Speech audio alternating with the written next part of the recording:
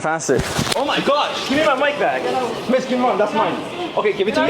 Yo, give it to me. Get out of the store. Yo, you have to give that to me. Oh, give me the mic. Get out of the property. He has my shit. Can you go out now? He has my mic. Yo! Video now. What Give me the mic. Get the hell out of the property.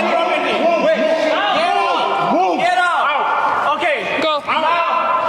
You delete, you format this memory card, you make sure We're there's not no backup formatting. way for We're that. not formatting shit. Okay, so we can wait for cops to come then. Okay, wait for the cops to come. Okay. They're gonna come. You know what's gonna happen? I want to tell you exactly what's gonna happen, and you're gonna remember this.